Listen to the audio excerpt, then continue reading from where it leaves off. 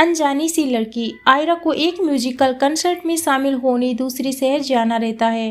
वह ट्रेन से अपना सफ़र शुरू करती है। एक स्टेशन पर ट्रेन रुकती है। उसे सह यात्रियों की बातचीत से पता चलता है कि ट्रेन यहाँ लगभग आधा घंटे तक रुकेगी। वह अपना पानी बोतल देखती है जो खाली हो गया है। वह सोचती है ट्रेन तो रुकी है, मैं पानी लेकर आ जाती हूँ। आयरा महानगर में रहने वाली आधुनिक लड़की है। उसके कपड़े भी आधुनिक है। उसे अपनी गिटार से बहुत लगाव है। वह गिटार को अपने से अलग नहीं करती थी, इसलिए गिटार को भी साथ में लेकर स्टेशन पर उतरती है और पास ही एक स्टॉल में पानी लेने के लिए बढ़ती है। स्टेशन पर कुछ महिलाएं सामान बेचने के लिए बैठी रहती है। आयरा के कपड़े को देखकर उन्हें आश्चर्य होता है। आयरा अपनी धुन में आगे बढ़ती जाती है। सभी उसे विचित्र नज़रों से देखते रहते हैं, जिसका उसे आभास ही नहीं होता है। वह पानी बोतल लेकर पानी पीती है, कुछ खाने का सामान लेती है और वापस आती है। तब उसे लोगों की नज़रों का आभास होता है, लेकिन वह आत्मविश्वास के साथ आगे बढ़ती है। तभी उसकी नज़र एक मूर्ति बेचने वाली महिला पर पड़ती है, जो टोकरी में मिट्टी की सुंदर मूर्तियां रखी हुए रहती है। उसकी गोद में एक छोटा सा बच्चा गोपू रहता है। गोपू बहुत ही मासूम है।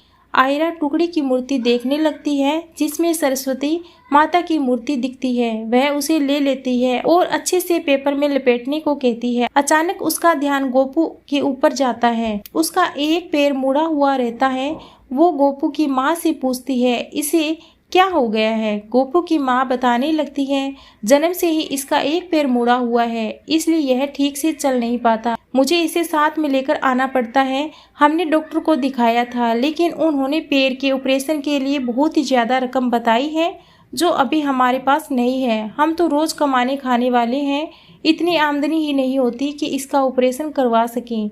आयरा को उसकी बात सुनकर बहुत ही दुख होता है। पास ही आम बेचने वाली महिला भी कहने लगती है, हमारा तो यही है, रोज इतनी ही कमाई हो पाती है कि हमारा गुजारा हो सके।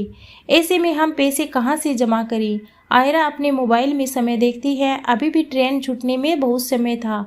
आयरा वहीं पर बैठकर अपनी गिटार बजाकर गुंजा सा है कोई एक तारा गाना गाने लगती है। सभी उसकी आवाज़ से आकर्षित होकर उसके पास आ जाते हैं। ट्रेन के यात्री भी आ जाते हैं और उसका गाना सुनकर मंत्रमुग्ध हो जाते हैं। गाना समाप्त होने पर आयरा सबसे गोपू के पैर के इलाज के बारे में बताती है।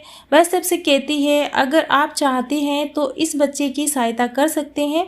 भगवान ने हमको इस योग्य बनाया है कि हम किसी की थोड़ी मदद कर सके तो उसका जीवन बन जाएगा। वह स्वयं 2000 रुपये निकाल कर देती है। उसे देखकर बहुत सारे लोग 50, 100, 200, 500 देने लगते हैं। आम बेचने वाली महिला भी कहती है, मेरे पास ज़्यादा तो नहीं है, लेकिन मैं अपनी तरफ से 100 रुपये देती हूँ। इस प्रकार देखते देखते बहुत अच्छी रकम जमा हो जाती है। सभी गोपू को स्नेह करने लगते हैं। गोपू की माँ की आंखों में से आंसू बहने लगते हैं और वह आयरा को बहुत बहुत धन्यवाद देती है। आयरा उसे सरकार द्वारा प्रदान की गई स्वास्थ्य और इलाज की कुछ योजनाओं के बारे में बताती है और अपना फ़ोन नंबर देकर कहती है, कोई परेशानी होगी तो मुझसे बताना। इस घटना के पहले जो लोग आयरा और उसके कपड़ों की आलोचना करते रहते हैं, उन्हें आयरा अब एक अलग ही रूप में नजर आती है। जरूरी नहीं है कि जो आधुनिक कपड़े पहनते हैं उनका मन भी असंवेदनशील हो। अब किसी को भी आयरा में कोई कमी दिखाई नहीं दे रही थी। सबने उसे प्रेम से विदा किया। इतने में ट्रेन की सीटी बजने लगी। गार्ड ने हरी झंडी दिखाई। आयरा दौड़कर ट्रेन में चढ़ गई और सबको हाथ हिलाकर बाय बोलने लगी। आज उसके मन में बहुत ही ज्यादा खुशी हो रही थी कि मैंने किसी की मदद की है। उसके पापा हमेशा ही निदा फाजली के शेर कहते थे, घर से मस्जिद है बहुत दूर, चलो यूं कर ले किसी रोते हुए बच्चे को हंसाया जाए। आयरा को मन में अपने पापा की आवाज़ सुनाई देने लगी।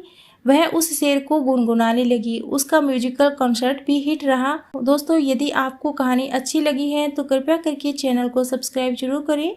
आपको कहानी अच्छी लगी है तो कॉमेंट्स में ज़रूर बताएं और कहानी पूरी सुनने के लिए आपका बहुत बहुत धन्यवाद।